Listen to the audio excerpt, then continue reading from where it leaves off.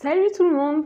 Vous le savez, mon roman Messi ne sera pas Luna a reçu une offre de publication de la part de la maison Ashlab et j'en suis ravie, mais ce n'est pas la seule maison d'édition qui m'ait répondu à propos de ce roman. Sauf que, pas de bol, l'autre maison d'édition qui m'a répondu, eh bien c'était pour le refuser.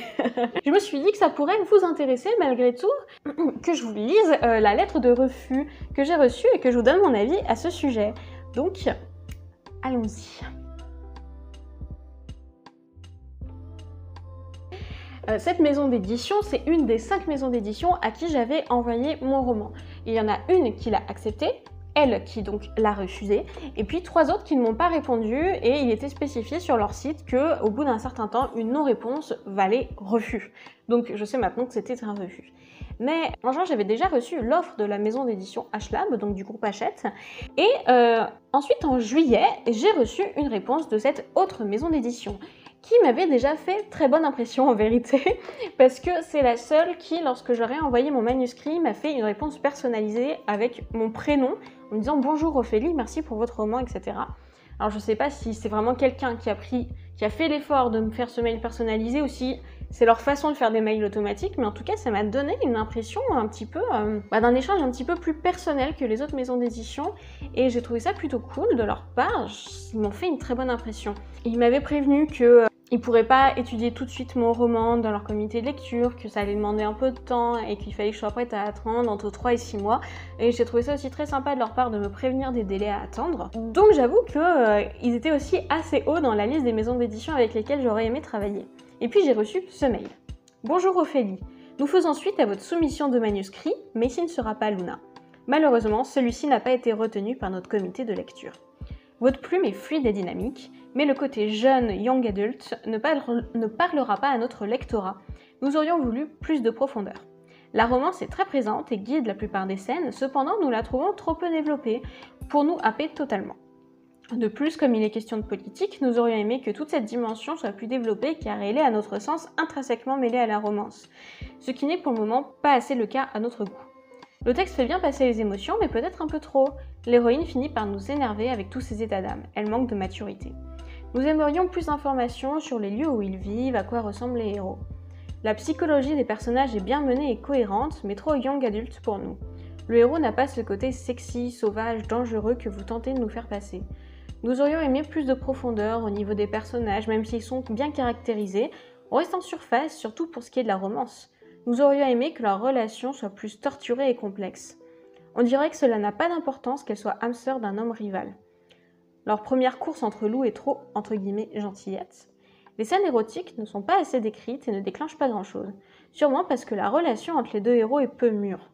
Au moment de leur première relation sexuelle, Asher montre un côté très dominant qui peut être sexy, mais qui du coup nous a perdus car il est très gentil jusque-là.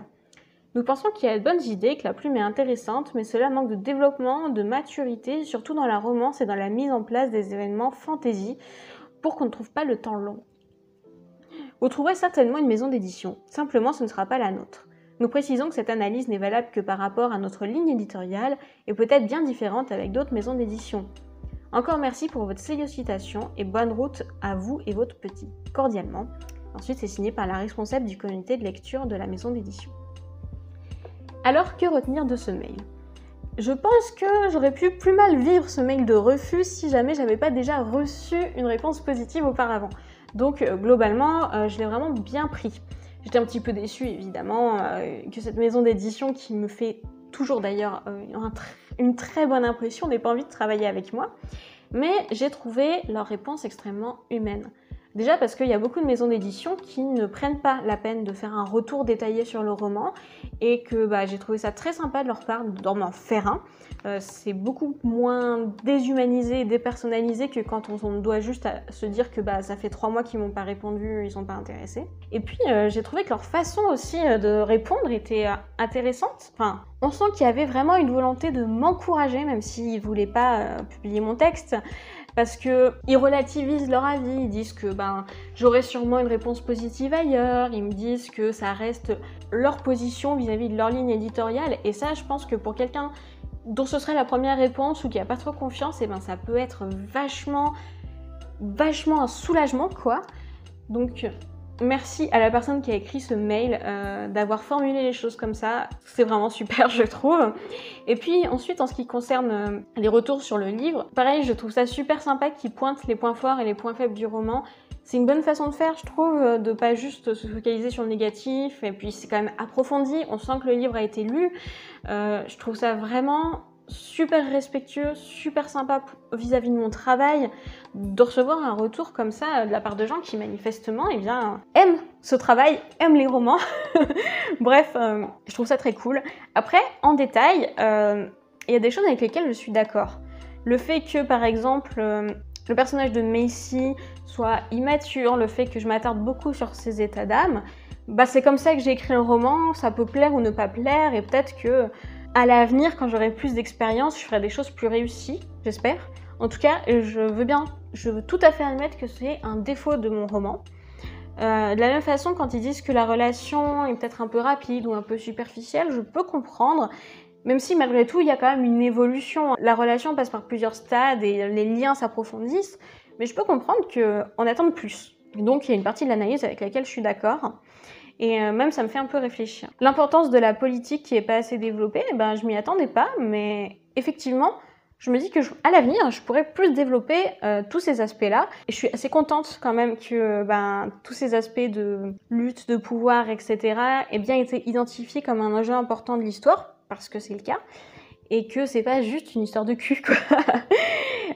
Par contre, vous remarquez que la dimension engagée et féministe du roman n'est pas du tout soulignée par le comité de lecture, ce qui me fait penser que pour eux, c'est pas forcément une qualité.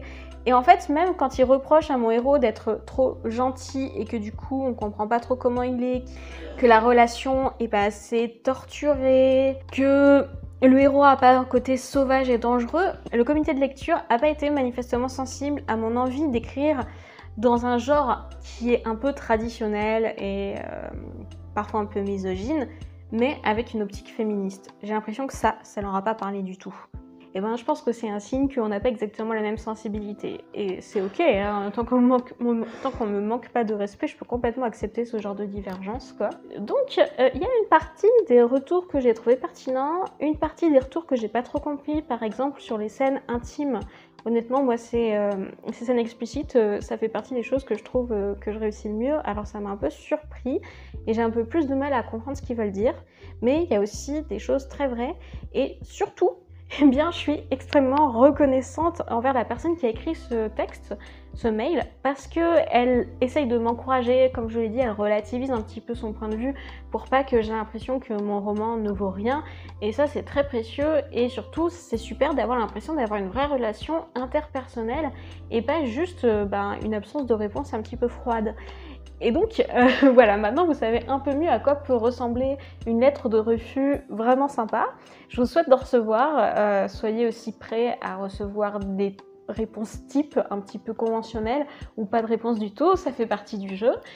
Mais c'est toujours intéressant de savoir à quoi s'attendre lorsqu'on envoie son roman en maison d'édition, ou bien juste parce que l'on est un petit peu curieux de ce monde-là. Donc j'espère que ça vous aura intéressé. Je vous remercie d'avoir regardé cette vidéo en entier. N'hésitez pas à vous abonner si vous voulez en savoir plus sur mon aventure avec le monde de l'édition. Et je vous dis à très bientôt.